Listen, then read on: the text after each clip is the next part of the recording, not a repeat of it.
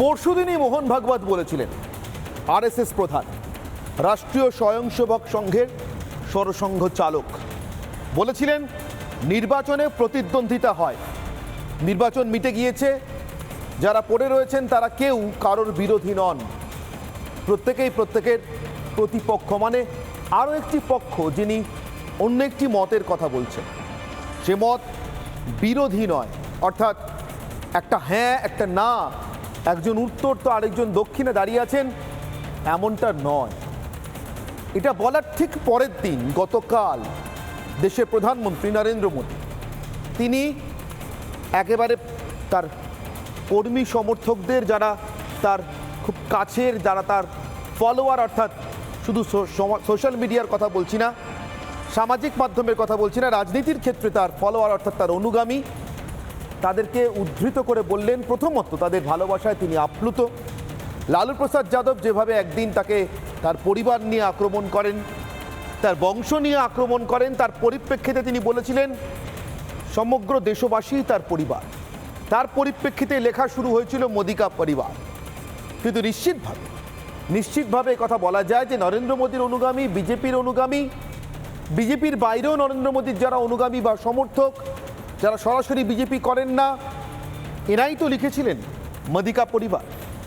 কিন্তু এদের বাইরে রাহুল গান্ধী, তার দল, তাদের সমর্থকরা, অখিলেশ যাদব, তার দলের সমর্থকরা বা তাকে যারা ভোট দিলেন, মমতা বন্দ্যোপাধ্যায়ের দলের সমর্থকরা, তাকে এবং অভিষেক বন্দ্যোপাধ্যায়কে দেখে যারা তৃণমূলকে ভোট দিলেন, দক্ষিণে এমকে স্টালিনকে যারা ভোট দিলেন, ডিএমকে যারা ভোট দিলেন, তাদের কথা বলছি। এমন হাজারো প্রতিপক্ষ এই নির্বাচনে নরেন্দ্র মোদী, তার নেতৃত্বাধীন বিজেপি এবং এনডিএ জোটের ছিল। নিশ্চিতভাবে তারা কেউ নামের পাশে মোদি কা পরিবার লেখেননি, কিন্তু একবার দেশের প্রধানমন্ত্রী নির্বাচিত হয়ে যাওয়ার পর, তখন নির্বাচন চলছিল, তখন লেখা হচ্ছিল মোদি কা পরিবার, তখন লিখছিলেন নরেন্দ্র মোদীর অনুগামীরা, একেবারে তার আপনজনেরা, তার সবচেয়ে কাছের মানুষরা, দলে অথবা দলের বাইরে। কিন্তু একবার নির্বাচন হয়ে যাওয়ার পর নরেন্দ্র মোদী আর প্রধানমন্ত্রী পদপ্রার্থী নন, তিনি একজন নির্বাচিত প্রধানমন্ত্রী। এখন সারা ভারত তার পরিবার, যারা তার নামের পাশে লিখবেন না, লিখতে চাইবেন না, রাজনৈতিক প্রতিপক্ষ বলে মোদি কা পরিবার, তারাও যে তার পরিবার, এ তো অস্বীকার করা যায় না। সংবিধান গণতন্ত্রের প্রধান মূল্যবোধ তো তাই বলে। তাই মোহন ভাগবত লেখার বা বলার 24 ঘন্টার মধ্যে প্রধানমন্ত্রী সবাইকে তার ধন্যবাদ জানিয়ে, আন্তরিক ভালোবাসা জানিয়ে, অন্তর থেকে তাদের ভালোবাসা গ্রহণ করেও বললেন এবার মুছে ফেলুন সমাজ মাধ্যম থেকে মোদি কা পরিবার।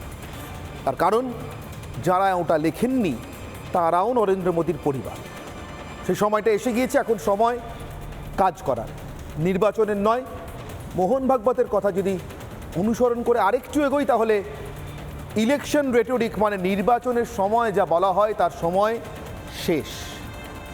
ঠিক সেদিন যেদিন সমাজ মাধ্যম থেকে মোদি কা পরিবার মুছতে অনুরোধ করলেন নরেন্দ্র মোদী, ঠিক সেদিন এ রাজ্যের প্রধান সচিবালয় নবান্নে একটি বৈঠক হল, যে বৈঠকে মানিকতলা বিধানসভার কেন্দ্রের উপনির্বাচনে তৃণমূল কংগ্রেসের প্রার্থী কে হবেন তা নিয়ে মমতা বন্দ্যোপাধ্যায় দলীয় বৈঠক করলেন নবান্নে বসে।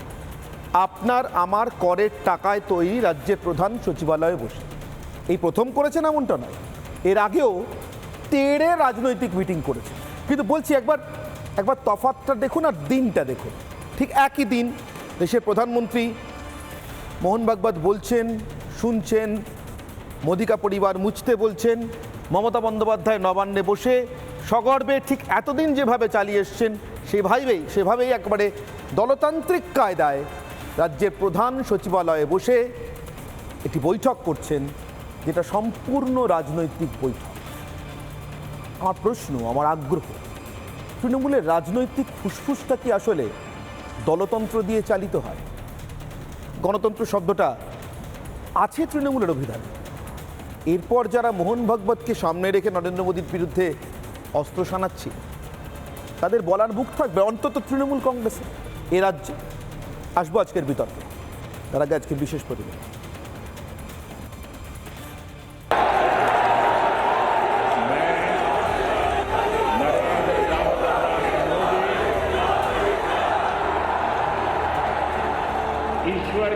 शपथ लेता हूं कि मैं विधि द्वारा स्थापित भारत के संविधान के प्रति सच्ची श्रद्धा और निष्ठा रखूंगा।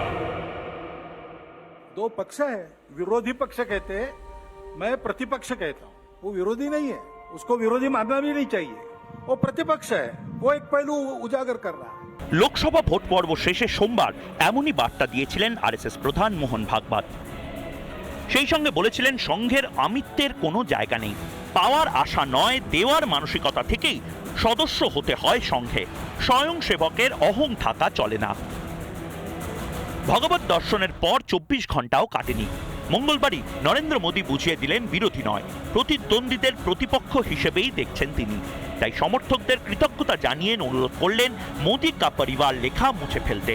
সমাজ মাধ্যমে প্রধানমন্ত্রী লেখেন, আমাদের এক পরিবার হওয়ার বার্তা কার্যকারী হয়েছে, অনুরোধ করব যে আপনি এখন আপনার সমাজ মাধ্যম থেকে মোদী কা পরিবার মুছে ফেলতে পারেন। অর্থাৎ লক্ষ কোটি সমর্থকের ভালোবাসা বুকে নিয়ে বিজেপির পদপ্রার্থী থেকে হয়ে উঠলেন দেশের প্রধানমন্ত্রী। আর সেদিনই কি করলেন মমতা বন্দ্যোপাধ্যায়? নবান্নে মুখ্যমন্ত্রীর চেয়ারে বসে একটা বিধানসভার উপনির্বাচনে দলের প্রার্থী বাছাইয়ের বৈঠক করলেন মমতা। অর্থাৎ রাজ্যের প্রশাসনিক সদর দপ্তরে বসে অবলীলায় রাজনৈতিক কাজ করলেন, দলের কাজ করলেন। তবে এবারই প্রথম নয়, লোকসভা ভোটের আগে কখনো কেজরিওয়াল, কখনো তেজস্বী যাদবের সঙ্গে রাজনৈতিক সলা পরামর্শ করেছেন মুখ্যমন্ত্রী। সবই রাজ্যের সাধারণ মানুষের টাকায় তৈরি, তাদেরই প্রধান সচিবালয় বসে। এ হেন তৃণমূলই কিনা শেখাচ্ছে গণতন্ত্রের পাঠ। তৃণমূলের রাজনীতির ফুসফুসটাই দলতন্ত্র, গণতন্ত্র সেখানে নেহাতি অ্যাপেন্ডিক্স, অচল অঙ্গ। রিপাবলিক বাংলা। আমার প্রথম প্রশ্ন, যে প্রশ্ন নিয়ে আজকের বিতর্ক শুরু করবো, আমার আজকের প্রথম অগ্নিবাণ। মমতার শাসনে বাংলায় আদৌ গণতন্ত্র ফিরবে? গণতন্ত্র যে নেই তার এর থেকে বড় প্রমাণ আর দরকার নেই, কিন্তু ফিরবে কি সেটা? অন্তত মমতা বন্দ্যোপাধ্যায়ের শাসনে ফেরার কি কোনো ইঙ্গিত আছে, সম্ভাবনা আছে? কেউ কি দেখছেন তেমন সম্ভাবনা? আমার সঙ্গে যারা উপস্থিত অতিথি রয়েছেন বিভিন্ন দল থেকে, সজল ঘোষ রয়েছেন আমার সঙ্গে, বিজেপি মুখপাত্র। আমার সঙ্গে একেবারে ওই দিকে ডান দিকে রয়েছেন অভ্র সেন, বিজেপির অপর মুখপাত্র। আমার ঠিক ডান দিকে রয়েছেন নির্মল মুখোপাধ্যায়, বর্ষিয়ান সাংবাদিক। একেবারে বাঁ দিকে রয়েছেন সৌরভপ্রিয় দত্ত, রাজনৈতিক কর্মী এবং তৃণমূল সমর্থক। রয়েছেন মণিশঙ্কর চট্টোপাধ্যায়, আইনজীবী, তৃণমূল সমর্থক। এবং আমার সঙ্গে রয়েছেন অধ্যাপক ঝন্টু বড়াই। মণিশঙ্কর বাবু, পরামর্শ মোহন ভাগবত নাকি নরেন্দ্র মোদীকে দিয়েছিলেন, মোদী তো শুনলেন, আর কারোর জন্য দেননি? নবান্নে বসে এখনো চলবে রাজনৈতিক মিটিং?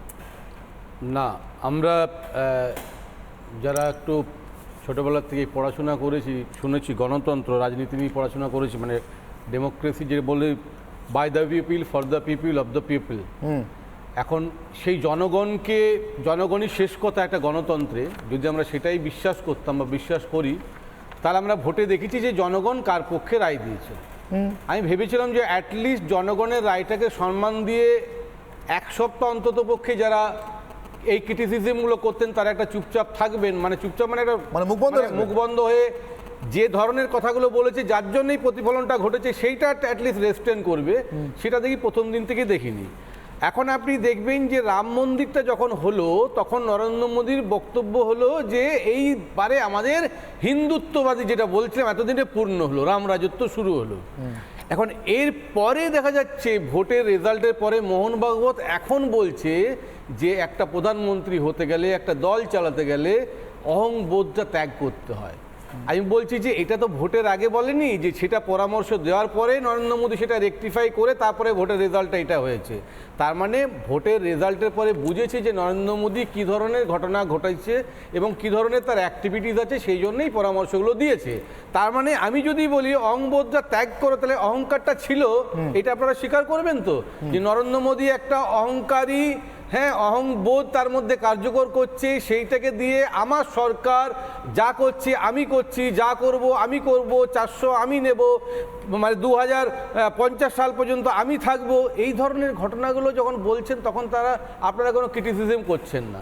এইবারে আপনি যদি বলেন যে নবান্ন থেকে যে বলে ঘটনা করেছে, আমি জানি না কি ধরনের বক্তৃতা তিনি দিয়েছেন, কিন্তু যখন একজন বিচারপতি বৈঠক করেছেন, চেয়ারে রাজনৈতিক বসে বৈঠক। রেজিগনেশন না দিয়ে কোথায় মিটিং করবেন বিজেপিতে যাচ্ছেন, তাকে বিজেপিতে ভোটে দাঁড় করাচ্ছে, তখন আপনাদের ক্রিটিসিজম বলে এগুলো মনে হয় না যে এগুলো একদম। বিচারপতি কোথায় মিটিং করেছে? বিচারপতি তো চেয়ারে বসে বলেছিলেন যে আমার বিজেপির সঙ্গে যোগাযোগ আছে, আমি মিটিং করব। কোন চেয়ারে বসে? রেজিগনেশন না, জজের চেয়ারে বসে, না, জজের চেয়ারে হাইকোর্টে বসে জজের চেয়ারে বসে বিজেপির সঙ্গে বলেছিলেন। যোগাযোগ আছে কথাটা Yes, বলেননি। yes, এবং বলেছেন আমি একটা মিটিং করব, পলিটিক্যাল আমি যোগ দিচ্ছি, এই না, না, কথাগুলো তিনি মনীষবাবু, জজের চেয়ারে বসে এগুলো বলেছেন। জাজের চেয়ারে বসে একটাও বলেন। আমি বলছি আপনি এটা বলেছে, বলতে আমরা পারেন, নিজেরা তিনি যখন শুনেছিলাম। পরে বলেছেন, তিনি যখন পরে বলেছেন সেই সময় তিনি জাজের দায়িত্ব পালন তিনি করছিলেন, যে সময়টার কথা না, বলছেন, কিন্তু জাজের চেয়ারে বসে resignation বলেন। তিনি দেননি, তার আগে বলেছেন। এবং এটাও শোনা যাচ্ছে তিনি প্রতিবাদ করতে পারেননি যে তিনি ছুটি নিয়ে অমিত শাহর সঙ্গে দেখা করে এসেছেন, তিনি দলে যোগ দেবেন বলে জজ থাকাকালীন। সেটা ডেটটা পর্যন্ত অভিষেক বন্দ্যোপাধ্যায় বলেছিল যে কবে গেছিল, কার সঙ্গে দেখা করেছিল, তখন তো কোনো ক্রিটিসিজম করেননি। এখন হেরে গেছেন, এখন হেরে যাওয়ার পরে কি হয়, ছোটবেলার থেকে আমি যখন একটা কোনো বিষয়ে কম নাম্বার পেয়ে যায়, আমাকে যখন বাবা বলে কেন কম নাম্বার পেলে রে, আমি তখন 3টে উদাহরণ খুঁজি, ওই পাড়ার একটা ছেলে এই পেয়েছে, ওই পাড়ার একটা মেয়ে এই পেয়েছে, এই উদাহরণগুলো খুঁজি। সেই উদাহরণগুলো খোঁজার জন্য আপনারা চেষ্টা করছেন। এখন ভোটের রেজাল্টটাকে জনগণের যে একটা, তার মানে যে জিতে গেছে সে যা খুশি না, করতে পারে। জনগণ যে একটা রায় দিয়েছে সেটাকে প্রাধান্য দেবেন না? না, বলছি অবশ্যই প্রাধান্য দিয়ে তো জিজ্ঞাসা করছি, জিতে গেছে মানে যা খুশি করতে পারে। তাহলে জনগণ যখন এটা মেনে নিচ্ছে, তার মানে আপনি আমার অগ্নিবাণের উত্তরটা দিলেন যে মমতা শাসনে বাংলায় গণতন্ত্র ফিরবে না। উত্তর লাস্ট অফ অল এটাই আমি দিচ্ছি যে মানুষ যেটা চায়, যে নেতা নেত্রী সেটা বোঝেন, তিনি হচ্ছেন প্রকৃত নেতা নেত্রী। মানে আপনি বলছেন বাংলার মানুষ চান, বাংলার মানুষ কি চায় সেটা মমতা ব্যানার্জি জানে বলে এতগুলো সিট। তার মানে আপনি বলছেন বাংলার মানুষ এটা চান যে নবান্নে বসে মুখ্যমন্ত্রী দলের বৈঠক করুন। ভাই কি চায় সেটা তো রেজাল্ট বলে দিয়েছে। এর আগে তো অনেক কিছু হয়েছে, সরস্বতী পূজার মন্ত্র নিয়ে আপনারা ক্রিটিসিজম করেছেন, দুর্গাপূজার মন্ত্র নিয়ে ক্রিটিসিজম করেছেন, তার প্রতিফলনটা ভোটে পেয়ে গেছে। আচ্ছা, থামেন না, ছোটবেলা থেকে তো লেখাপড়া করেছেন, শুনছিলাম ভোটে হারলে মুখ বন্ধ করে রাখতে হয়, আর ভোটে যদি কোনো অঞ্চলে কম ভোট পায় সরকারি শাসক দল, সেখানে জঞ্জাল ফেলে আসতে হয়। এই শিক্ষাটা কোথায় পেলেন? আপনি যাদের ওই ডিফেন্ড করছিলেন তারা তো এই শিক্ষা পেয়েছে। আপনি বললেন অহংকার ত্যাগ। আচ্ছা ঠিক আছে, ধরুন আজকে আমাদের একজন আমাদের পেরেন্টস বডি, আমরা মানি না মানি, আপনারা মানেন না মানেন, আপনারা ধরুন একটা কথা, যেটার মধ্যে পেরেন্টস বডি আছে, তার নাম রাষ্ট্রীয় স্বয়ংসেবক সংঘ। এতদিন তো আপনারা আরএসএস কে গাল দিতেন, আরএসএস এর সঙ্গে যুক্ত বলে আমাদের গাল দিতেন যে আমাদের আসল হেড অফিস নাগপুরে। আজকে সেই নাগপুর যদি একটা ধরুন একটা ভালো রাস্তা দেখিয়েছে, তাতে আপনাদের জ্বলছে কেন, আপনাদের বাচ্চা কেন? এক মিনিট, অহং ত্যাগ করতে বলেছেন। অহং তো সবারই ত্যাগ করা উচিত। উনি বলেননি প্রধানমন্ত্রী ত্যাগ করতে হবে। উনি কেউ যদি কাউকে মার্গদর্শন করায়, কেউ যদি কাউকে পথ নির্দেশ করে, সেই পথ নির্দেশ সকলের জন্য থাকে। যে অহং ত্যাগ করতে হবে, এটা আপনার বাবাও আপনাকে বলেছেন, আপনি আপনার ছেলেকে বলেন। এক মিনিট শুনুন না, মোহন ভাগবত আপনাকে বলেন, প্রতিদিন বলেন, প্রতিদিন বলেন, প্রতিদিন বলেন। আমি আপনাকে বলি, বলছে যে নেতা মানুষের আওয়াজ শুনতে পারে, ঠিকই শুনেছেন, মানুষের আওয়াজ শুনেছেন, লক্ষ্মী ভান্ডারে কাজ হবে। কিন্তু এই মানুষগুলোও রাস্তায় চিৎকার করছিল যারা চাকরি পাচ্ছে না। যাদের এসএসসির চাকরি চুরি হয়েছে তারাও একই কথা বলছিল, তাদের আওয়াজ শুনতে পাননি। ভোট একটা অঙ্ক, ভোট একটা অঙ্ক, অঙ্কে জিতলেই, অঙ্কে ফলাফল মিলিয়ে দিতে পারলেই তিনি সর্বকালের জয়ী, সেটা হয় না রাজনীতিতে। আপনি বলছেন মুখ বন্ধ করে থাকতে হবে। এক মিনিট, কেন মুখ বন্ধ করে থাকবে? মুখ বন্ধ করে মুখ বন্ধ কেন করে থাকবো? আপনি আমায় বলুন না, আপনাদের দলে আপনার সময় একটা কথা বলুন, আপনাদের কি গালাগাল দেবে? আরে গালাগাল তো আপনারা দিচ্ছেন দেখছি। আপনারা দেখছি অটো নিয়ে লোকের ক্যাম্পাসে ঢুকে পড়ছেন, কয়েকশো অটো নিয়ে, গালাগাল তো আপনারা দিচ্ছেন। কারণ তাদের অভিযোগ ছিল তারা ভোট দেয়নি। আপনারা তো সারা রাত ধরে বোতল মারছেন। এত বোতল কোথা থেকে এলো, কে খেলো, আমি সেটার মধ্যে যাচ্ছি না, কিন্তু সারা রাত ধরে বোতল মারছেন, এই ছবি তো আমরা দেখছি। এখন ভদ্রতা, এখন শিষ্টাচার, এখন কালচার। আরে রাজনীতিতে মমতা কতবার হেরেছে, বিশ্বাস করা দাঁড়ান না মশাই, আমি বলছি মমতা বন্দ্যোপাধ্যায় কতবার হেরেছেন। 98 সাল থেকে হয় এবার, হয় নয় নেবার করেছেন। মানে কি জানেন? এবারও হয়নি, নেবারও হয়নি রাজনীতিতে, এটাই বলে রাজনীতি। 42-এ 42 বলেছেন, চুপচাপ ফুলে ছাপ করেছেন, কত কি করেছেন। কংগ্রেসের থেকে অর্ধেক হয়ে গেছিলেন, কংগ্রেস 6টা, উনি 1টা হয়েছিলেন। এগুলো রাজনীতিতে হয়েই থাকে। সিপিএম যেমন বলেছিল যে আমরা 235 ওরা 30, 2 বছরের মধ্যে উল্টে গেছে। আজকে মমতা বন্দ্যোপাধ্যায় নিশ্চয়ই সিপিএম এর মতন সাংগঠনিক শক্তি বা ক্ষমতা তৈরি করতে পারেননি, সে কাল পাল্টাবে না তার কি মানে আছে? আর আজকে এত কথা বলছেন সব কিছুর পরেও আজকে আমরা দল হিসেবে একক মানে সর্ববৃহৎ, আমরা অ্যালায়েন্স হিসেবে আমরা সবচেয়ে আগে, তাই আমাদের মন্ত্রিসভায় ডেকেছে। চুপ করে থাকার প্রয়োজন কোথায়? কটা সিট বাড়তি হারিয়েছি? আরে মশাই, কলকাতা শহরতলি অঞ্চলে তো আপনারা সব সিটেই প্রায় মানে অধিকাংশ সিটে আপনাদের রেজাল্ট খারাপ। এগুলোই তো সান্ত্বনা। না ওটা সান্ত্বনা তো নিশ্চয়ই, সান্ত্বনা তো নিশ্চয়ই, কিন্তু এই সান্ত্বনার উত্তর আছে আপনার কাছে? আমি আবার বলছি একটা কথা বলি, আজকে আজ আছে, এক মিনিট, কালকে চলে যাবে, কিন্তু বিজেপি তার রিপ্লেসমেন্ট নয়। বিজেপি নয়, চুক্ত করে দিয়েছে মণিশঙ্কর বাবু, তৃণমূল কংগ্রেস আজ আছে কাল চলে যাবে, কিন্তু নবান্ন তো তৃণমূলের পার্টি অফিস নয়। না আমি এটাই যেটা বলতে যাচ্ছিলাম, এই আলিমুদ্দিন থেকে যদি কোনোদিন সরকার পরিচালিত হতো, মমতা বন্দ্যোপাধ্যায় তখন কি বলতেন? আর আজকে সরাসরি প্রার্থী নির্বাচন নিয়ে মিটিং হচ্ছে, আমার শ্রেয়া পান্ডে না শক্তি পান্ডে তাতে আমাদের কোনো ইন্টারেস্ট নেই, কিন্তু একটা সরকারি দপ্তরে, সরকারি অফিস, সরকারি লাইট, সরকারি সমস্ত কিছু, এটা তো এথিকের বাইরে।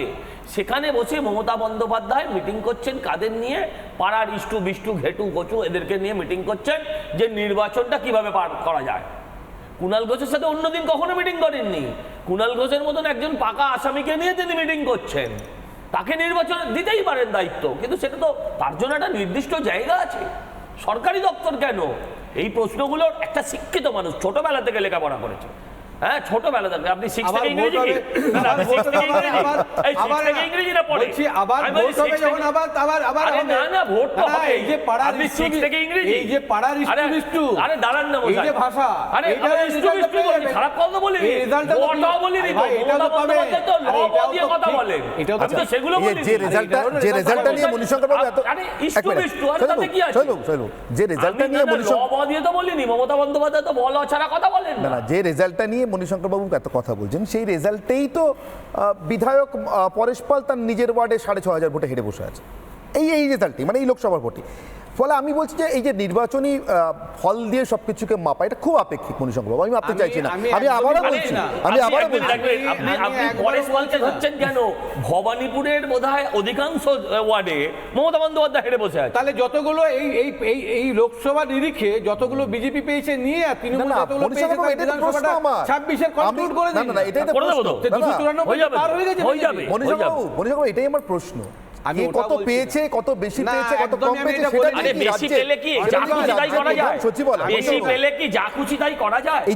আপনি সরকারি দপ্তরে বসে রাজনৈতিক মিটিং কি আপনি বেশি পেয়েছেন বলে করতে পারেন? আপনি তো ছোটবেলা থেকে লেখাপড়া করালো। একবারও বলছি না বেশি সিট পেয়ে গেছে বলে চুপ থাকা উচিত বা এই তো বলেছেন, এক্ষুনি বলেছেন। ক্লারিফিকেশনটা বুঝতে হবে। আমি বলছি যে সিটগুলো পেয়েছে ওনাদের যে বক্তব্য তার ভিত্তিতে, তারপরে ভেবেছিলাম যে সিটগুলো পাওয়ার পরে একবার সমীহ হয়ে কথাটা ঠিক বলবে। এখনো মমতা চোর বলে যান। মমতা চোর বলেনি, ওরা ভুল কথাটা কি বলছে? নবান্নে বসে আচ্ছা তর্ক হতে পারে, একটা লাইন বলি, এটা খুব রেলিভেন্ট কোশ্চেন, এটা নিয়ে তর্ক হতে পারে। ভাই আমরা হারতে, এটা নিয়ে তর্ক হতে পারে। গত 21 সালে আমরা 2,28,000 ভোট পেয়েছিলাম। আমরা মমতা চোর বলে বলে এবারেও 2,33,000 ভোট পেয়েছি। এই সরি মাফ করবে, 2,33,00,000 ভোট পেয়েছি। উল্টে তৃণমূলের প্রাপ্ত ভোট কিন্তু কমে গেছে। তৃণমূলের প্রাপ্ত ভোট সেটাও 5-6 লাখ কমে গেছে। তাতে কি 400 হয়ে গেছে বিজেপি? আবার সেই 400 হয়নি তো ভাই। এগুলো নিয়ে আমি আবারও বলবো মণিশঙ্কর বাবু, আবারও বলবো ঠিক, একদম ঠিক, সত্যি এগুলো ইরেলিভেন্ট মণিশঙ্কর বাবু। গণতন্ত্রের ফল দিয়ে গণতন্ত্রের সর্বোচ্চ প্রতিষ্ঠানগুলোকে মাপা, সেখানে কি হবে না হবে ঠিক করা, মানুষের একটা মতামতকে গুরুত্ব দিতে। আমি একটু নির্মলা বাবুর কাছে, নির্মলা বাবু আপনার কি মনে হয় যে নির্বাচনে জিতে গেলে, মানে মোহন ভাগবত যে কথাটা বললেন, আমি জানি না সেটা কিভাবে এক্সক্লুসিভলি শুধুমাত্র নরেন্দ্র মোদীর জন্য প্রযুক্ত হতে পারে। মোহন ভাগবত বলেন তো নিজে exclusively only applied for Narendra Modi, আমি তো কিছু বলে দেননি। না বলছি, আমি জিজ্ঞাসা করছি, তা অহংকি মমতা বন্দ্যোপাধ্যায়, না বলছি মণিশঙ্কর বাবু, অহংকি মমতা বন্দ্যোপাধ্যায় থাকা উচিত মনে হয়? নির্মলা বাবু আপনার কি মনে হয়, অহংকি মমতা বন্দ্যোপাধ্যায় থাকা উচিত? মমতা বন্দ্যোপাধ্যায়ের কি প্রতিপক্ষ না মনে করে বিরোধী মনে করা উচিত? না, আপনি যদি গণতন্ত্রের প্যাটার্ন ধরেন তাহলে সেটা থাকা উচিত নয়। মানে মোহন ভাগবত যেটা বলেছেন যে প্রতিপক্ষ মানে একটা অ্যাডভার্সারি হয় আর একটা কম্পিটিশন। অ্যাডভার্সারি মানে হচ্ছে আপনি আপনার সঙ্গে একটা শত্রুতার জায়গায় চলে যাওয়া, আর গণতন্ত্র বাঁচাতে গেলে একটা প্রতিদ্বন্দ্বিতা মানে একটা কম্পিটিশনের মধ্যে যাওয়া। দুটো ওটা ডেভেলপমেন্ট দেয়, আর এটা একে অন্যকে মানে ধাক্কা দেওয়ার, মেরে ফেলার, আক্রমণ করার ব্যাপারগুলো এসে। কিন্তু বিষয়টা দাঁড়াচ্ছে এইখানে যে মোহন ভাগবত এবং কথাটা নতুন কিছু বলেননি। এই কথাটা অখিল ভারতীয় প্রতিনিধি সভার যে রিপোর্ট 2023-24-এ, সেখানে সন্দেশখালী থেকে, মেওয়াট থেকে, মণিপুর থেকে প্রত্যেকটা বিষয় বলা আছে এবং স্বয়ংসেবকদের কি দায়িত্ব সেটাও বলা আছে। ওরা বলছেন আগে বলেন। আচ্ছা, এবার ঘটনাটা হচ্ছে আপনার একটু একটা জিনিস বুঝতে হয়। পাশাপাশি মোহন ভাগবত মানে ওদের যে সরকার্যবাহক দত্তাত্রেয় হোসাবালে, যে সেকেন্ড ম্যান ইন কমান্ড, ইনিও অক্টোবরের 23, যেদিন বিজয়া দশমীর দিন, যেদিন আরএসএসের প্রতিষ্ঠা হয়েছিল, 2023 সালের 23শে অক্টোবর এই এক ধরনের স্পিচ দিয়েছিলেন। সেখানেও এই একই কথা বলা ছিল। সেই কথাগুলো রিফ্লেক্টেড হচ্ছে বারবার। মোহন ভাগবত সেই কথাটা বলেছেন। এবার বিষয়টা দাঁড়াচ্ছে কি কোনখানে, বিশ্লেষকরা আমরা যেটা বলছি যে এটা কোনো কৌশলগত পজিশন কি না। তার কারণ হচ্ছে আরএসএস এই কথাটা তো আগে বলেছে, সেই কথাটার কোনো পাবলিসিটি হয়নি। আজকে যদি নরেন্দ্র মোদী 400 ক্রস করে যেতেন, তাহলে এই কথাটা কি পাবলিকলি মোহন ভাগবত বলতেন? এই প্রশ্নটা উঠছে। সেকেন্ডলি, শেষ করে নিতে দিন, এত উৎফুল্ল হওয়ার কোনো এখন কেন বলছেন? এবার তাৎপর্য কি? এবং এটা পাবলিকলি বলতেন কি বলতেন না। এবার বিষয়টা দাঁড়াচ্ছে পাবলিকলি বলার কোনো সুযোগ তারপরে আর আসেনি। যে সুযোগগুলো এসেছিল তাতে এইগুলো বলা যেত না। আমার কাছে যেটা মনে হয়েছে, নরেন্দ্র মোদী যদি 400 পার হয়ে যেতেন তাহলেও মোহন ভাগবত এই কথাগুলোই বলতেন। তার কারণ হচ্ছে উনি ওনার যে অরিজিনাল স্টেটেড পজিশন, সেই স্টেটেড পজিশন যেটা রিপোর্টে আছে, যেটা জেনারেল সেক্রেটারি ভার্সনে আছে, সেইটা থেকে কোনোভাবেই সরে আসতেন না। সেই কথাগুলো নরেন্দ্র মোদী কি জানতেন না? তার মানে আপনি বলছেন, এক মিনিট আমি একটু ভালো করে বুঝে নিই, তার মানে আপনি বলছেন মোহন ভাগবতের এই পরামর্শগুলো নির্বাচনের আসনের সঙ্গে যুক্ত নয়। একদমই নয়। 240 পেলেও বলতেন, 400 পেলেও তার কারণ আমি আপনাকে যখন বলছি, কিছুই পাননি তখনও বলেছেন। কিন্তু নবান্নে না, এক মিনিট কিন্তু নবান্নে নবান্নে বৈঠক করাটা নির্বাচনের ফলে আমি যেহেতু 29টা সিট পেয়ে গেছে, নবান্নে যা খুশি করতে পারে। ওদের অতটা পড়াশুনো নেই আরএসএস সম্বন্ধে, হয়তো একজন ওরা বলছেন, এটা স্বাভাবিক কথা, বলতেই পারে। রাষ্ট্রীয় স্বয়ংসেবক সংঘ সম্বন্ধে খুব কম লোকই পড়াশুনো করেন এবং তাদেরকে ফলো করেন, কিন্তু পড়াশুনো চুরি করা দোষ ছোটবেলাতে না না, এটা নতুন কিছু নয়। না না, এই বলা পড়াশোনা নেই। রাজনীতির কি সম্পর্ক? এটা অহংকার ত্যাগ করা উচিত কার উদ্দেশ্যে? না, এটা কি পড়াশোনা? না, এক মিনিট। ব্রিটিশ না, এই চুরি করার দোষ কে বলেছে? এই চুরি করার দোষ কে বলেছে? তৃণমূলের পাঠশালায় করেছে? না, তৃণমূলের পাঠশালায় চুরি করা হয়েছে। আপনি বড় গন্ডগোল করেন। কোন ব্রিটিশ আমি আপনাকে নির্মলবাবু কোথায় একটা ঠিক জায়গায় আমি যে কথাটা বলছি ঠিক জায়গায় দিনে দাঁড়িয়ে মোহন ভাগবত কেন বলছেন? আমি আপনি বলছেন পড়াশোনা নেই, অহংকার বোধ যাই না, না, ঠিক জায়গায় এটা বলছি না, কোথায় ঠোকা আমি লেগেছে? সেটা বলছি না। ঠোকা লেগেছে। দাঁড়ান না, আরএসএস সম্বন্ধে আমি তো অনেক দিন, 40টা বছর হয়ে গেল। আরে কার সঙ্গে আরএসএস এর কথা বলছেন? আপনার জ্ঞানের ভান্ডার জানাবেন। আমাদের কথা হচ্ছে আজকের দিনে দাঁড়িয়ে তাৎপর্যপূর্ণ কোথায়? আপনি কি এই কথাটা জানতেন? অখিল ভারতীয় প্রতিনিধি সভা কি দরকার জানার আমার? না না, আমরা জানতেন না, তারা জানতেন না, তা বলতে দিন এবার ওনাকে। এবার আপনি আমাকে বলুন, এবার প্লিজ ডিস্ট্রাক্টেড হবে না, ঠিক জায়গায় ঠোকা পড়ে গেছে। না একটু পরে সেটা হচ্ছে একটা জিনিস মনে রাখবেন, যে ন্যাশনাল সেলফহুড আর ইন্ডিভিজুয়াল সেলফহুড, এই দুটো নিয়ে আরএসএস এর ডিবেট বহুদিন ধরে আছে। এবং মোহন ভাগবতরা এই ইন্ডিভিজুয়াল সেলফহুড, যেটা ওনারা বিরোধীরা বলছেন যে নরেন্দ্র মোদী ব্র্যান্ড মোদি হিসেবে নিজেকে প্রজেক্ট করার চেষ্টা করছেন, সেইটা আরএসএস অ্যাপ্রুভ করছে না। আজকে মোহন ভাগবত যে কথাটা বলছেন, আমি কিন্তু কোনো কম্প্যারিজন করছি না, একদম যদি ডাইলিউট করেন তাহলে ভুল হবে। অভিষেক বন্দ্যোপাধ্যায় হাত জোড় করে বলেছেন, নম্র হন, ভদ্র, জিতেছেন বলে আপনারা মাথায় চড়ে নাচতে পারবেন, এটা হতে পারে না। সেটা ওনারা অ্যাকসেপ্ট করেন। তাহলে কি ধরে নেবো নম্র নন, ভদ্র নন? না, ধরে নেবো? আর সৌরভ অভিষেক বাবুকে জিজ্ঞাসা করি। বন্দ্যোপাধ্যায় কথাটা যখন বলছে হ্যাঁ তাহলে নিশ্চিত তাই সেটা মনে হয়। কিন্তু কোনো কাউন্টার নেই। আচ্ছা সৌরভ বাবু এইটাই বুঝতে চাইছি যে মোহন ভাগবত বললেন যে অহং ত্যাগ করা উচিত, তার মানে নরেন্দ্র মোদী অহংকারী। অভিষেক বন্দ্যোপাধ্যায় বললেন নম্র হন ভদ্র হন, তার মানে তৃণমূলের সাধারণ কর্মী সমর্থকরা এইটাই নম্র না, অন্তত কর্মীরা নম্র না, ভদ্র না, অভদ্র বিনম্র নয়। না সেটা বলেন, হ্যাঁ, জিজ্ঞাসা করছি। জেতার সঙ্গে এটাকে তাহলে লিংক এটার মানে ওটা হলো, ওটার ওরা মানে কি? যেমন জেতার সঙ্গে লিংক করে দিচ্ছেন যে মোহন ভাগবত বলেছেন যেহেতু নরেন্দ্র মোদী আজকে গাড্ডায় পড়েছেন কিংবা অসুবিধায় পড়েছেন আমি তাই জন্য একটু বলি। ঠিক তাই না, আমি বলছি বিমলবাবু। ঠিক তাই নয়। ঘটনাটা হচ্ছে যে এটা ভালো হচ্ছে কথা। ইন জেনারেল কথা।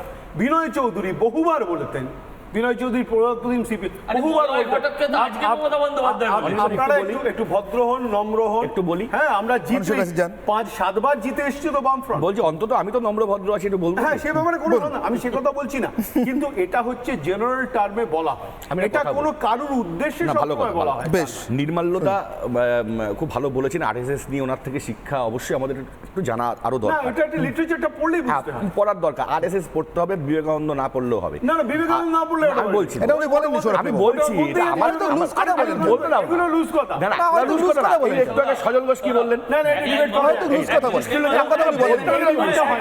একটা প্রশ্ন করবো। না, না, এই তোমরা debate বলতে একটা প্রশ্ন করবো। না, এটা আপনি যদি বলাটা শুরুই করেন এটা মিথ্যার উপর দাঁড়িয়ে বলতে দেবো কি করে? তাহলে এমন একজনের নাম সৌরভ বাবু কথাটা একটা মিথ্যা দিয়ে উপর দিয়ে শুরু করবেন না, মানে কথাটা হয়নি তো এসব। তাহলে কেন অসম্মান করছেন? অসম্মান করছেন না, আপনি বলতে বলতে বিবেকানন্দ না পড়লে হবে। আপনি এমন এটা আমি বলবেন না। বলছি সজল ঘোষ বলছে যে মোহন ভগবত সৌরভ বাবু। মার্গদর্শন করাচ্ছেন, হ্যাঁ। নরেন্দ্র মোদীকে মার্গদর্শন করাচ্ছেন। আমার কথা হচ্ছে মোহন ভগবত এমন বড় একজন ব্যক্তি। নরেন্দ্র মোদী বলেন, হ্যাঁ, বলেছেন, বলেছো। মার্গদর্শন তাহলে ওটা রিভিউ হোক, তাহলে আবার রিভিউ হোক। একবারও বললাম নরেন্দ্র মোদী শব্দটা বলিনি, আর যদি করায় আজকে তাতেই বা তোমার আপত্তি মার্গদর্শন কোথায়? করানোর জন্য দাদা মোহন ভগবতকে লাগবে। মার্গদর্শন শ্রী এতদিন- রামকৃষ্ণ পরমহংসদেব করাবে। আমাদের মার্গদর্শন করিয়েছে এক স্বামী মিনিট, বিবেকানন্দ। কেন আমরা আরে, মোহন ভগবত এক নিয়ে পড়ে মিনিট, আছি আমরা বুঝতে পারছি না। আমি বলতে দাও না। বলো, বলো, বলো, বলো। As a সাংবাদিক- আমি বলি, বাবু পয়েন্টে বলুন প্লিজ। আরএসএস শোনো, না, না, বিজেপি একটা হচ্ছে senior- আরএসএস এর সম্পত্তি, না, না, তৃণমূল একদমই কংগ্রেস নয়। আমি বলি তৃণমূল কংগ্রেস মানুষের সম্পত্তি। আমি বলতে দিন, তৃণমূল কংগ্রেস মানুষের সম্পত্তি, আরএসএস যেভাবে বলবে বিজেপি চলবে, কিন্তু মানুষ যেভাবে বলবে তৃণমূল কংগ্রেস সৌরভ বাবু, চলবে। শুনুন, শুনুন। এবং মমতা বন্দ্যোপাধ্যায় সৌরভ বাবু, শুনুন না। আলোচনা করলো, সৌরভ বাবু। সেটাই এমন ক্রিটিসাইজ করছেন। বলছি, সৌরভ বাবু, সৌরভ বাবু, শুনুন না। রাজ্যপাল একটা কথা, এক মিনিট, এক মিনিট। বিজেপির ব্যাচ বলে বলছি একটা কথা। দিল্লিতে ঘুরে বেড়াচ্ছে। বলছি একটা কথা, এক তার মিনিট। কোনো সমালোচনা বলছি একটা হয় না। কথা, সৌরভ বাবু একটা কথা। তার সমালোচনা বলছি- হয় না দাদা। বলছি একটা কথা, সৌরভ বাবু, তৃণমূল বাবু প্লিজ, সৌরভ বাবু একটা কথা। বিবেকানন্দের রচনাবলীতে লেখা ছিল নবান্নে বসে পার্টির মিটিং করে? না, বিবেকানন্দ লেখা ছিল? লেখা ছিল লেখা ছিল? মোহন ভগবতের কথা শুনে এই যে বলেন তৃণমূল চলে বিবেকানন্দের কথা। ভারতের মানুষ না, না, আপনি তো বলছেন এটা লেখা ছিল বিবেকানন্দের যে কথা চলে। আরএসএস যা বলবে না, না। সেটা সবাইকে আরে দাদা শুনুন না, আরে শুনুন না, বলেছে আরে সৌরভ বাবু শুনুন না, আমাকে এক মিনিট, ওরা তো খুব খারাপ, ওরা আমি খারাপ বলিনি। ওরা তো খুব খারাপ, আমি- ওরা মোহন আমি ভাগবতের কথা প্রশ্ন- শুনেছে, এক মিনিট, তৃণমূল বিবেকানন্দের কথা শুনে চলে তো, বিবেকানন্দের কথা শুনে নবান্নে আমি মিটিং সেটাই করেন। বললাম যে মার্গদর্শন তার করলে মানে এদের না, না, তার মানে মার্গদর্শন সৌরভ বাবু বলছেন বিবেকানন্দ রচনাবলী আমার পড়ে কথা হচ্ছে মমতা 10টা বন্দ্যোপাধ্যায় বছর নবান্নে দাদা। পার্টির মিটিং করেন। দাদা, সৌরভ বাবু এবার আপনি বলুন, এবার আপনি বলুন। আমাকে বলতে না, না, দিন। আপনি বলে নিয়েছেন তো, বলে নিয়েছেন, আবার দেবো, আবার আমি- দেবো, আবার দেবো, আবার আমি দেবো, একটা কথা আবার বলছি। দেবো। 10টা বছর ধরে আজকে মোহন ভগবত বোঝাতে পারেনি। না, না, না, আবার দাদা, দেবো। একটা মানুষের আরে ভাই, ছায়া আবার সুযোগ তার দেবো। থেকে যখন বড় হয় আবার সুযোগ তখন দেবো। সূর্য অস্ত যায়, যেভাবে বিজেপি অস্ত গেছে। আবার কারণ সুযোগ দেবো। মোদির ছায়াটা মোদির থেকে বড় হয়ে গেছে। এই আনন্দে থাকো, এবার একটু বলুন। একটু বলি, দেখাই একটু যাচ্ছে। বলি। না, না, এবার অবসর দেবো, অবসর আপনার দেবো। তথ্যটা ভুল আছে, তথ্যটা ভুল আরে আছে। তথ্য সঠিক দিলে তো না, তৃণমূল হতো না। তার কারণ কি জানেন? আরে বাবা, তথ্য এই যে- সঠিক এই- দেওয়া দিয়ে এই- করলে তৃণমূল হতো না। নরেন্দ্র মোদী যে 200টা মিটিং করেছেন, সেই 200টা মিটিংয়ের মধ্যে যখন মহারাষ্ট্রে গেছেন, নাগপুরে আরএসএস এর কার্যালয়ে রাত কাটিয়েছেন অব্দি।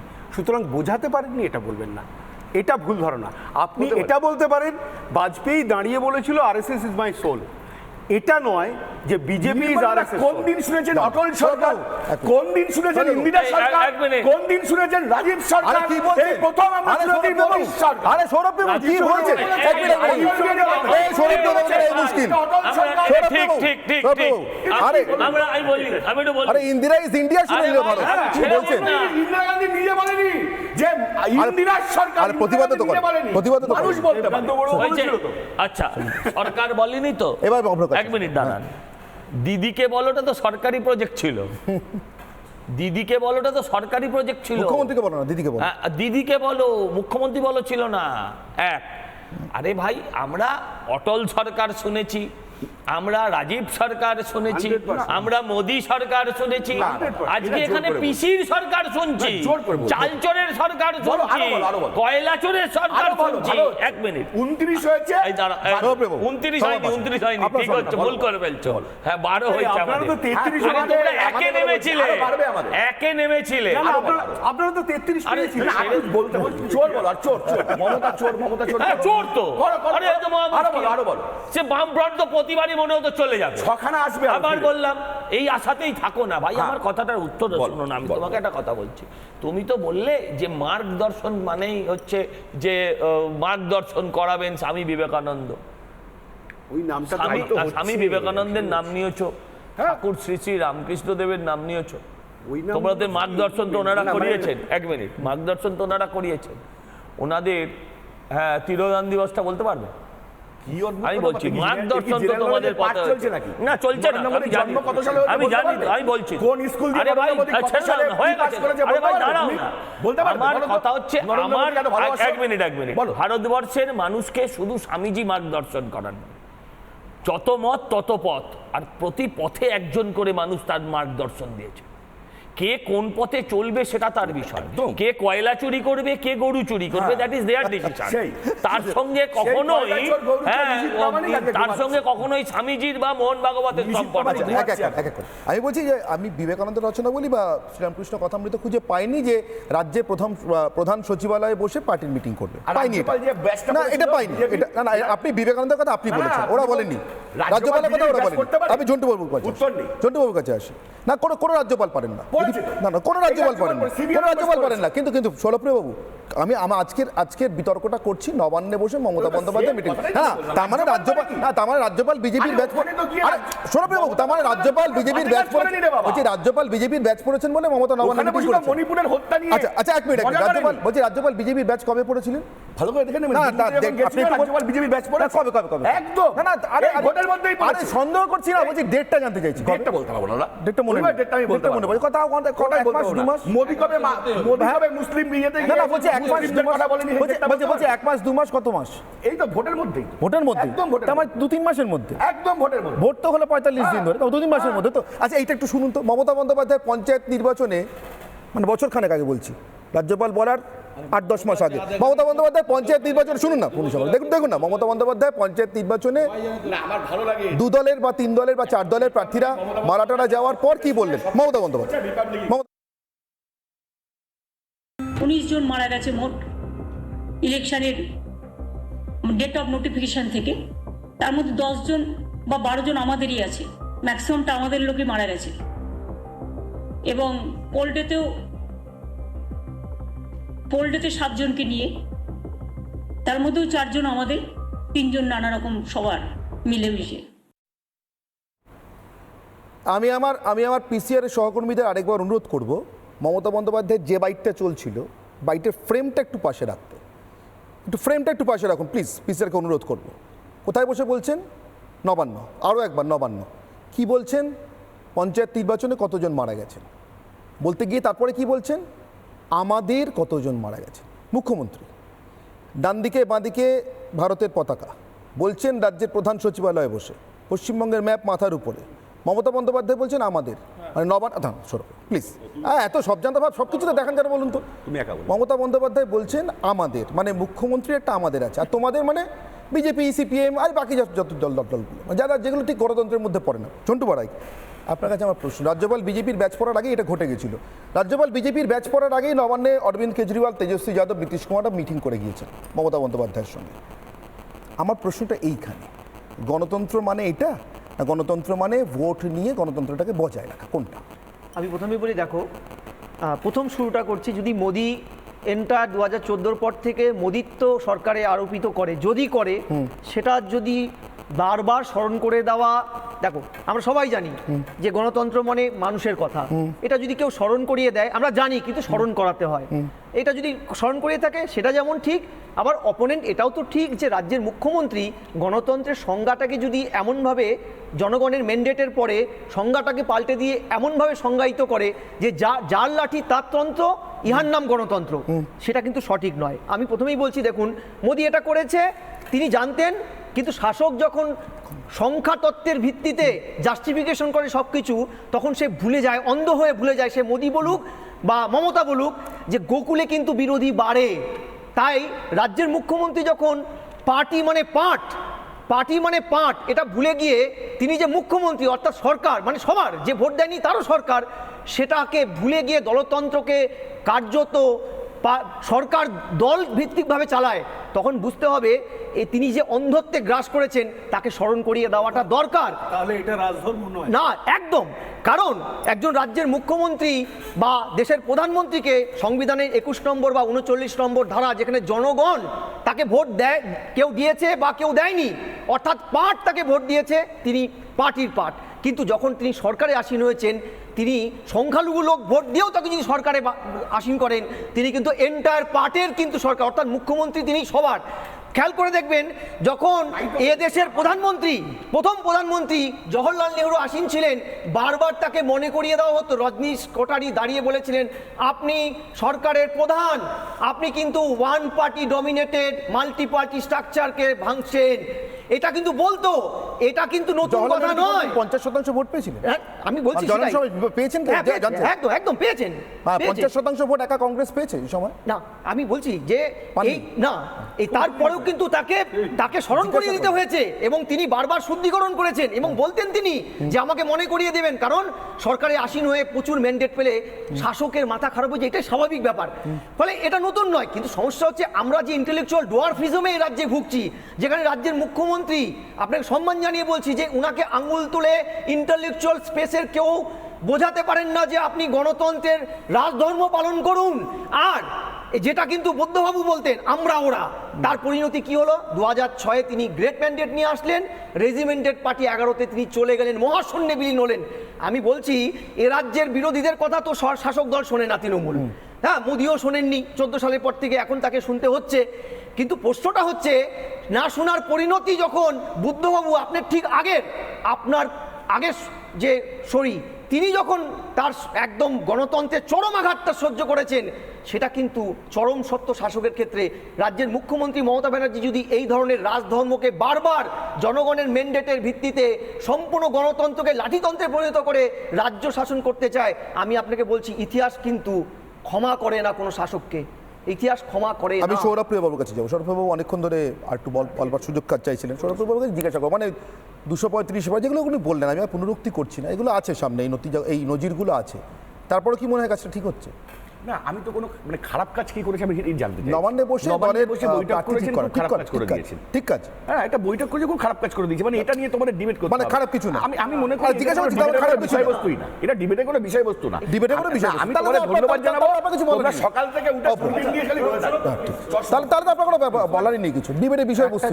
একটা জিনিস মনে রাখতে হবে, আরএসএস স্থাপিত হয়েছিল 1925 সালে, 2025 সালে কিন্তু আরএসএস এর 100 বছর পূর্ণ হবে।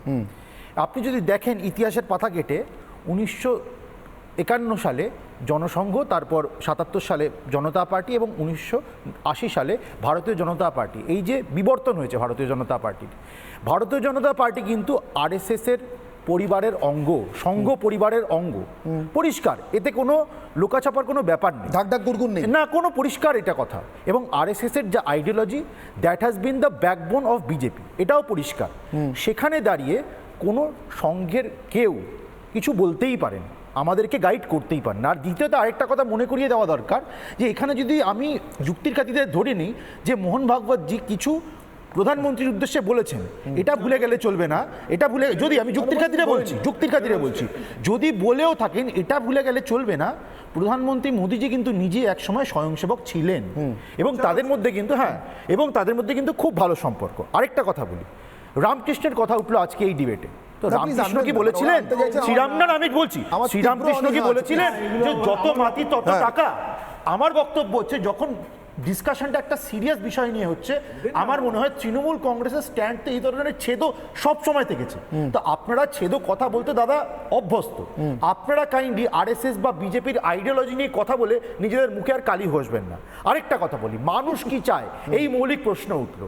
মানুষ যদি চাওয়া তার ভোটের মাধ্যমে প্রতিফলিত করে, এনডিএ কিন্তু 293টা আসন পেয়ে আজকে কেন্দ্রে না, ক্ষমতাসীন আর রাজ্যের একটু থামাচ্ছি প্রতিফলিত হয়েছে। আমি একটা কথা বলি, না, মানুষ কি চায় যে বোম বাজবে শওকত মোল্লা? হ্যাঁ, এইখানে একটু আপনাকে প্রশ্নগুলো তো উঠবে। হ্যাঁ, শওকত মোল্লা মানুষ কি আছে। চায় যে না, শওকত মোল্লা তো আছে। আমি মণিশঙ্কর বাবুকে একটা প্রশ্ন করব, এটার উত্তর লজ্জা লাগে না এদের? এক মিনিট অব্র, এই কথাটার উত্তর মণিশঙ্কর বাবু অনেক ভালোভাবে দিতে পারে। আচ্ছা মণিশঙ্কর বাবু, আপনার কি মনে হয় 1996 সালে এ রাজ্যের মানুষ একই সঙ্গে লোকসভা এবং বিধানসভা নির্বাচনের জন্য ভোট দিয়েছিলেন, তারা সবাই মিলে চেয়েছিলেন যে সচিত্র পরিচয়পত্রে ভোট না হোক?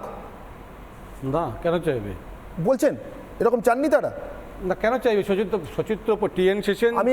আমি একটু বিভ্রান্ত কেন বলছি। 1993 সালের 21শে জুলাই সচিত্র পরিচয়পত্রে ভোট হোক এই দাবি তুলে মমতা বন্দ্যোপাধ্যায় মহাকরণ অভিযান করেন।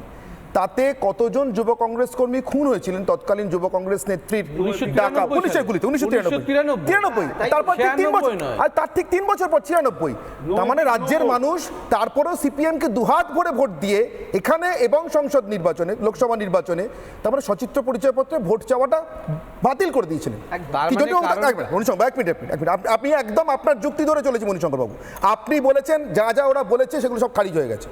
তার মানে মমতা বন্দ্যোপাধ্যায় সচিত্র পরিচয়পত্রে ভোট চাওয়াটা 96 সালে রাজ্যের মানুষ খারিজ করে দিয়েছিলেন। আন্দোলনটাই খারিজ হয়েছে। জন্টুবাবু, তাই তো? আমি কি খুব ভুল কনক্লুশন ড্র করছি? আমি কিন্তু একদম পুরোপুরি ওদেরকে অনুসরণ করছি। এখন আমি ওদের কথা শুনছিই না, বিজেপিকে শুনছি না, বিজেপির কথা ভাবছি না।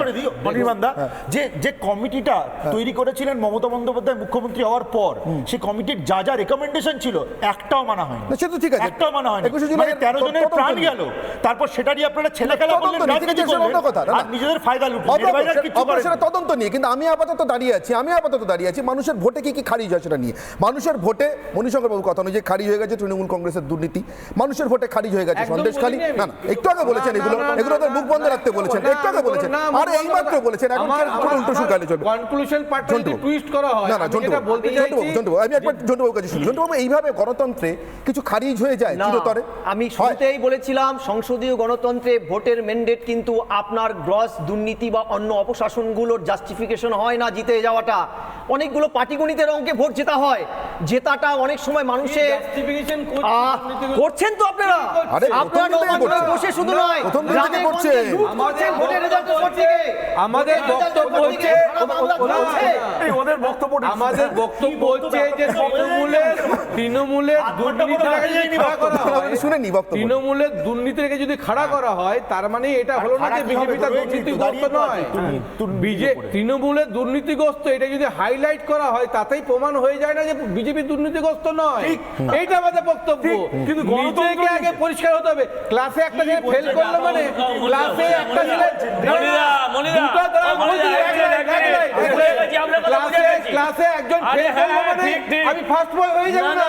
আমাকে প্রমাণ করতে হবে যে আমি ফার্স্ট বয়। এতদিন পরে কেন?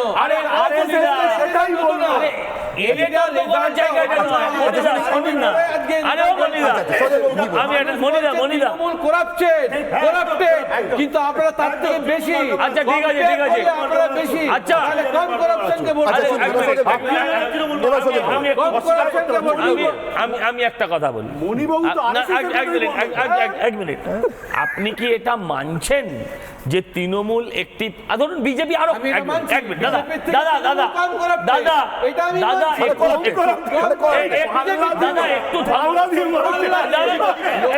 একটু বলতে দিন না। আপনি এটা মানছেন যে তৃণমূল কম করাপ্টেড দেন বিজেপি, রাইট? আপনি এটা মানছেন? তৃণমূলের কয়লা চুরি, গরু চুরি, আরে দাদা বলতে থাকুন, আমি বলতে দিন না, তারপর তো আপনাকে বলতেই দেবো। কয়লা, গরু, চাকরি, বালি, আরো যা যা হয়, সিন্ডিকেট, আচ্ছা হয়েছে, এগুলো মানছেন তো? এবার আপনি গত 10 বছরে মানছি না, আমি কম করাপ্টেড বেশি। আচ্ছা, এবার তো দাঁড়ান না, এবার আপনাকে বেশিটা এবার বলার সুযোগ দিলাম। আমি এতগুলো করাপশনের নাম বললাম, এবার বিজেপির 10 বছরের জামানা আপনি এর থেকে বেশি করাপশন গুলো বলুন। আরে বলুন। ছোটবেলা থেকে লেখাপড়া করালো, ছোটবেলা থেকে লেখাপড়া করালো। আরে বলুন। একজন চুরি করলো, আবার এই চুরি করলো না, আপনি লিস্ট অফ করাপশন দিন, আপনি লিস্ট অফ করাপশন দিন। করলো আরে আর একজন মার্ডার করলো আবার এই দাদা দশটা এই বোকার মতন কথা বলছেন, murder লোকে নিয়ে- দেখছে। আমি বলছি শোনেন না, লোকে আমি তো বলছি এগুলো বলে তো শুনুন, বোঝাতে পারেননি। আমি বলছি কোন আপনি scam? ভোটে দাঁড়িয়ে আমি তো বলছি এগুলো শুনুন তো না, বোঝাতে পারতেন। আমি বলছি ক্যাটেল ভাই, স্মাগলিং, লোকগুলো বুঝেছিল? আমি আরে না বুঝতে পারে কি তাহলে বোঝাবে? হাদরস ভুল, তাহলে কি জন্য তাহলে বুঝে দাঁড়িয়েছে? হাদরস মিথ্যে, এইগুলো যদি উন্নাও লোককে মিথ্যে, বোঝাতে না তাহলে পারে, হাদরস উন্নাও তাহলে আপনি মিথ্যে। বুঝে দাঁড়িয়েছেন না না, কেন? আপনি আবার উত্তর দিন। আরে আপনি আমাকে আপনি বললেন তো যে তৃণমূল চোর মেরেছে, আমি বলছি বিজেপি মহাচোর, সেটা আবার প্রমাণ করুন। বিজেপি চুরিগুলো বলুন, ভাট বকলে হবে না, ভাট বকার জায়গা নয় এটা। আপনি আমাকে টিভিতে সুন্দর আবার আর বললেন তৃণমূল হচ্ছে গ্রাউন্ড লেভেল। আরে সব ঠিক আছে, আরে আমি হতে পারে হতেই পারে। না না না না, এক মিনিট গ্যালিলিও বোঝাতে পারিনি, গ্যালিলিও বোঝাতে পারিনি, আরে বলছি তো গ্যালিলিও বোঝাতে পারিনি। তার মানে এক মিনিট শুনুন না, আপনি জিততে আরে দাদা শুনলেন, আরে দাদা নির্মল একটু বলতে দিন আমাকে। বোঝাতে পেরেছেন, আরে আমি পারিনি, আরে পারিনি, আপনাকে তো পারছি না। আরে গ্যালিলিও বোঝাতে পারিনি, মানুষ তাকে ছাড়েনি। তার মানে আপনি তো মানুষকে বোঝাবেন। বলছিল না। Exactly, মানে তার মানে পৃথিবীটা তার মানে পৃথিবীটা ভুল বুঝিয়ে দিয়েছে। আমি তো ভোটে দাঁড়াইনি। আমার সময় একেবারে শেষ, আমাকে শেষ করতে হবে প্লিজ। আমার সময় একেবারে শেষ, আমাকে শেষ করতে হবে। আমি একবার শুধু দেখে নিই সাধারণ মানুষের কাছে যে প্রশ্ন রেখেছিলাম তারা কি উত্তর দিলেন। আমি প্রশ্ন করেছিলাম নরেন্দ্র মোদীর গতকালের আচরণের পরিপ্রেক্ষিতে এবং মুখ্যমন্ত্রী গতকালের আচরণের পরিপ্রেক্ষিতে, দুটো বিরোধিতামূলক আচরণের পরিপ্রেক্ষিতে। একবার দেখে নিই, তৃণমূল কি ভোট চায় গণতন্ত্র কোটানকোট খুন করতে? এই যে এত বিপুল ভোটে জয়, এই জয় কি গণতন্ত্রকে খুন করতে? রাজ্যের প্রধান সচিবালয়ে বসে রাজনৈতিক মিটিং করবার জন্য 89% মনে করছেন হ্যাঁ তৃণমূলের ভোট চাওয়ার কারণ একমাত্র এটাই, গণতান্ত্রিকভাবেই ভোট চাইব, গণতন্ত্রের মাধ্যমেই ক্ষমতায় আসবো, তারপরে গণতন্ত্রকেই খুন করবো। 89% মানুষ বলছেন হ্যাঁ, 11% মানুষ বলছেন না। চোখ রাখবো এক্স হ্যান্ডেলে পরিসংখ্যানে, এখানে 89% মানুষ হ্যাঁ বলছেন, 11% মানুষ না বলছেন। তৃণমূল কি ভোট চায় গণতন্ত্র খুন করতে? ইউটিউবের পরিসংখ্যান, সর্বশেষ ইউটিউবের পরিসংখ্যান, 2 ঘন্টায় 25,000 মানুষ ভোট করেছেন। তৃণমূল কি ভোট চায় গণতন্ত্র খুন করতে মনে করছেন 90% মানুষ, আরও বেশি সংখ্যক মানুষ না মনে করছেন 10% মানুষ। আর ঠিক এইখানটাতে দাঁড়িয়েই যারা এখনো পর্যন্ত মোহন ভাগবতের গত পরশুর বক্তব্যকে সম্বল করে নরেন্দ্র মোদীকে এবং তার সরকারকে বা তার দলকে নিশানা করতে চলেছেন, নিশানা করে চলেছেন, নিশানা করে যাচ্ছেন এবং এখনও করে যাবেন বলে ঠিক করে রেখেছেন, তারা একটু আয়নার সামনে দাঁড়ালে বোধহয় ভালো করবেন, একটু নবান্নের সামনে দাঁড়ালে বোধহয় আরও ভালো। অনির্বাণের অগ্নিবাণ এখানে শেষ করছি, সঙ্গে তখন রিপাবলিক।